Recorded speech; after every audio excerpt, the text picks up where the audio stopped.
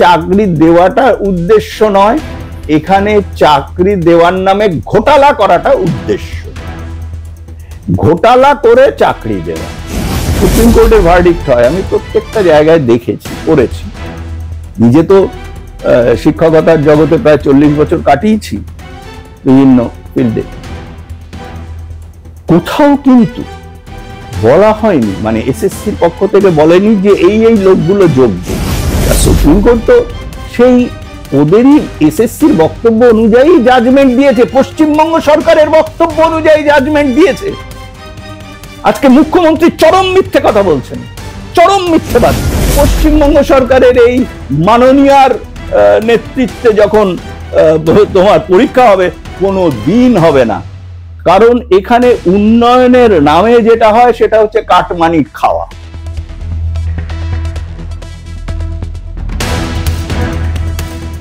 আপনাকে মাধ্যমে স্বাগত। সেটা আমরা যেটা দেখতে পেলাম, হাইকোর্টের রায় বহাল থাকলো, সুপ্রিম কোর্টে পুরো 2016 সালের পুরো প্যানেল বাতিল করে দিল এবং পুরো 26,000 চাকরি চলে গেল। কিভাবে দেখছেন? দেখো, এইটা তো এসএসসি যে এরকম ভাবে দেবে সেটা তো এক্সপেক্টেড। কারণ পুরো ঘটনাটাই তুমি যদি জাস্টিস খান্না, চিফ জাস্টিস, তার ডিভিশন বেঞ্চের রায়টা দেখো, রায়টা পড়ো। আমি ওটা পড়ে দেখেছি। ওর ছত্রে ছত্রে কিন্তু একটাই জিনিস পরিষ্কার, যে এটা একটা প্রিপ্ল্যান্ড গেম। এটা চাকরি দেওয়াটা উদ্দেশ্য নয়, এখানে চাকরি দেওয়ার নামে ঘোটালা করাটা উদ্দেশ্য। ঘোটালা করে চাকরি দেওয়া। এইবারে এখানে যোগ্য অযোগ্যর ব্যাপারটা এসছে, বিভিন্ন লোক বিভিন্ন রকম কারণে তুলতেই পারে। অনেকে মার্কশিট দেখাচ্ছে, কার কত ভালো মার্কশিট, হ্যাঁ, কিন্তু তার চাকরি চলে গেল, ইত্যাদি ইত্যাদি, হতেই পারে। তো একটাই প্রশ্ন, পরীক্ষা পদ্ধতি নিয়ে যখন অস্বচ্ছতা ছিল, তখন কলকাতা হাইকোর্টের মাননীয় বিচারপতি যে রায়টা দিয়েছিলেন সিঙ্গেল বেঞ্চের, সেই রায়টাই কিন্তু ডিভিশন বেঞ্চ পরবর্তীকালে আবার রিভিউ পিটিশনের ডিভিশন বেঞ্চ এবং তারপরে সুপ্রিম কোর্টে এতদিনে ফাইনাল ভার্ডিক্ট হয়ে গেল ডিভিশন বেঞ্চে। এবং এই সুপ্রিম কোর্টের ভার্ডিক্টে কিন্তু এইসব কথাগুলো উল্লেখ করা আছে এবং বলা আছে যে এর মধ্যে স্বচ্ছতা নেই। তারা কতগুলো লোককে অযোগ্য বলে দিল এসএসসি। কেন, কিভাবে? 1 নম্বর, আচ্ছা, অযোগ্য তোমরা বলেছো, তোমরা পরীক্ষা নিয়েছো, ভালো কথা। তোমরা ওএমআর শিট পুড়িয়ে ফেলেছো, তোমরা কোনো ছবি রাখোনি। কারণ হচ্ছে কি, কখন কোনো অপরাধী কোনো ডকুমেন্ট রাখে না। আর একটা কথা জানবে, যে আইন কিন্তু চলে কোনো সেন্টিমেন্টে নয়। এই যে কান্নাকাটি হচ্ছে ইত্যাদি, এইসব সেন্টিমেন্টে আইন চলে না। আইন কিন্তু নীতিতে চলে। আইন কোনো ভাতাজীবীর ইচ্ছের উপরে নির্ভর করে না। এই আইন যে প্রমাণের ওপর নির্ভর করে, সেই প্রমাণগুলো নষ্ট করে দেওয়া হয়েছে। আজকে যারা বলা হচ্ছে, যদি সেখানে থেকে থাকে তোমার কি বলে যোগ্য প্রার্থী, সেই যোগ্য প্রার্থীদের যে যোগ্যতা, তার প্রমাণটা তো নষ্ট করে ফেলা হয়েছে। সেটা তো এমনকি সেই প্রমাণটা শেষ মুহূর্তেও চেষ্টা করেছেন এই জাস্টিস খান্নার ডিভিশন বেঞ্চ এসএসসি কে দিয়ে দেওয়াতে, কিন্তু সেটা দিলে তো এসএসসি ফেসে যাবে, মাননীয়া কোম্পানি ফেসে যাবে।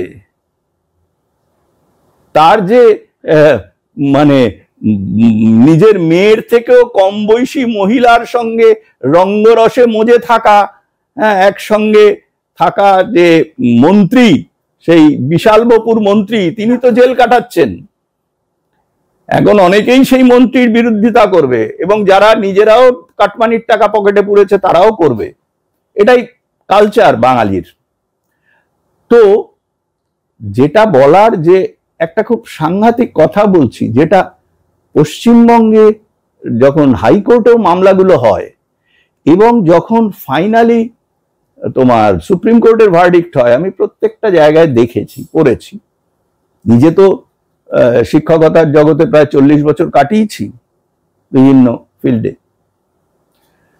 কোথাও কিন্তু বলা হয়নি, মানে এসএসসির পক্ষ থেকে বলেনি যে এই লোকগুলো যোগ্য। ফাইনাল ভার্ডিক্টের এখানে দেখা যাচ্ছে এসএসসি নাকি জানিয়েছে যে এই লোকগুলো অযোগ্য। তা সুপ্রিম কোর্ট তো সেই ওদেরই এসএসসির বক্তব্য অনুযায়ী জাজমেন্ট দিয়েছে, পশ্চিমবঙ্গ সরকারের বক্তব্য অনুযায়ী জাজমেন্ট দিয়েছে। আজকে মুখ্যমন্ত্রী চরম মিথ্যে কথা বলছেন, চরম মিথ্যেবাদী। এসএসসির যে এটা দেখো যে তাদের যে স্টেটমেন্ট, যেটা জাস্টিস খান্নার রিপোর্টে আছে, যে এই লোকগুলো অযোগ্য বলেছেন। ভালো কথাই, অযোগ্যদের বাদ দাও, যোগ্যদের জন্য বয়স সীমা বাড়িয়ে তাদেরকে নতুন করে পরীক্ষা নাও, কিন্তু পরীক্ষাটার স্বচ্ছতা থাকবে। আমি দায়িত্ব নিয়ে বলছি, পশ্চিমবঙ্গ সরকারের এই মাননীয়ার নেতৃত্বে যখন তোমার পরীক্ষা হবে, কোনো দিন হবে না। কারণ এখানে উন্নয়নের নামে যেটা হয় সেটা হচ্ছে কাটমানি খাওয়া।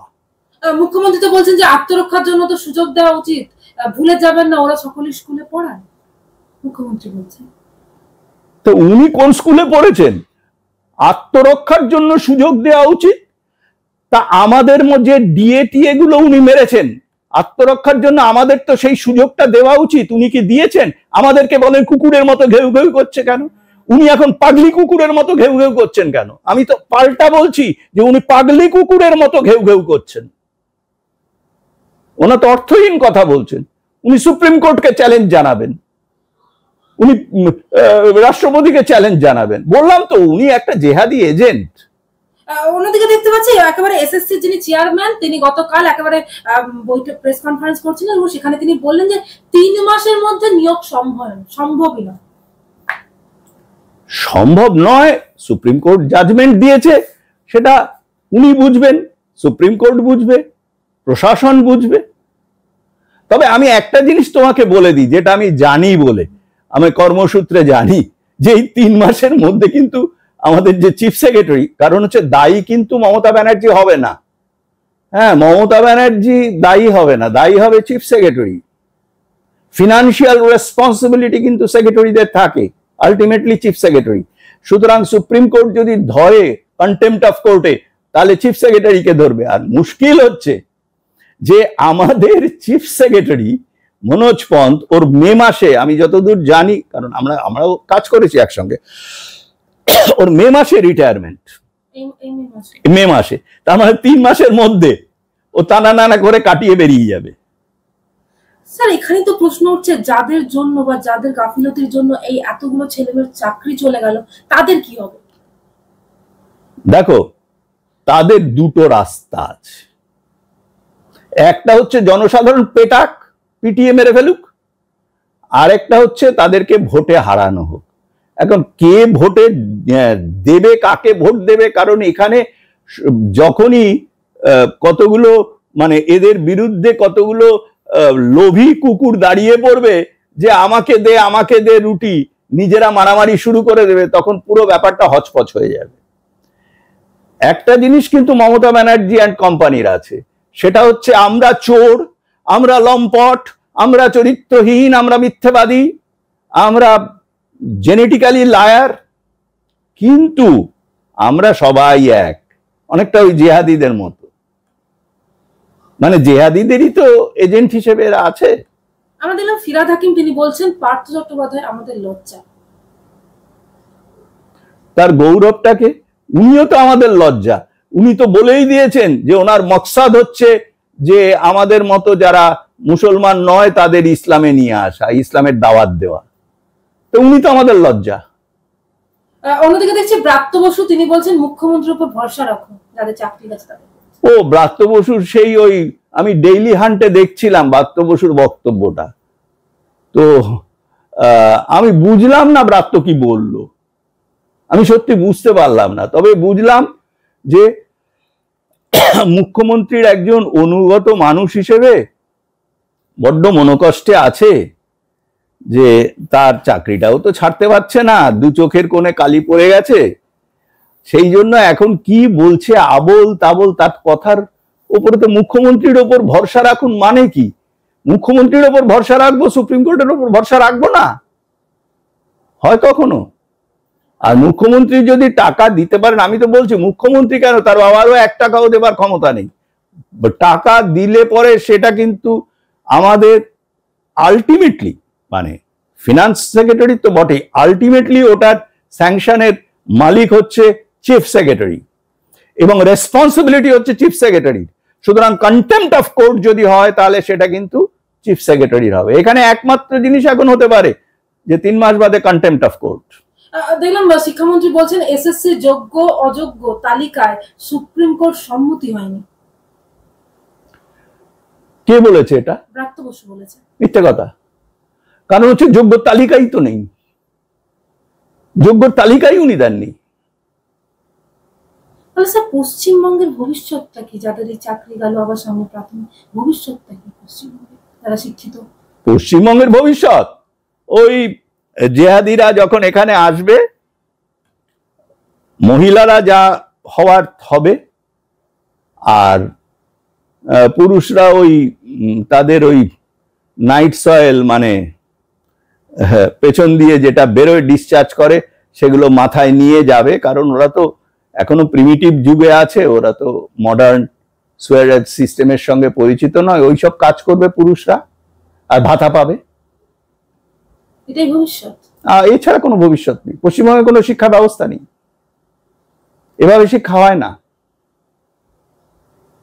নিউ এডুকেশন পলিসি এরা চালু করতে দিচ্ছে না, এফেক্টিভ হচ্ছে না। যেখানে চালু হচ্ছে এফেক্টিভ হচ্ছে না। যা চকচকে বিল্ডিং হচ্ছে, ইনফ্রাস্ট্রাকচার অতি খারাপ। এক ধাক্কায় এতজনের চাকরি চলে গেল। যাবেই তো এক ধাক্কা। একটা কথা তোমাকে, এরপরে তো ডিএ মামলা আসছে। ডিএ মামলা তো ওয়েস্ট বেঙ্গল গভর্নমেন্ট হারবে, তখনও টাকা দিতে হবে। হ্যাঁ, এবং মুখ্যমন্ত্রী আমি এই করলাম অমুক করলাম করে যা যা করেছেন সবগুলো বেআইনি কাজ। দেখো, আমরা তো রাজনীতিতে সরাসরি গালাগাল করার জায়গায় নেই, কিন্তু আমরা আইনটা খুব ভালো জানি।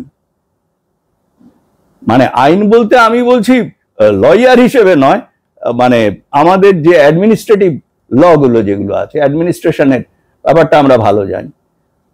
সুতরাং আমি বুঝতেই পারছি আলটিমেটলি কিন্তু এদের জেল খাটতে হবে, অথবা পালিয়ে যেতে হবে, অথবা মরে যেতে হবে।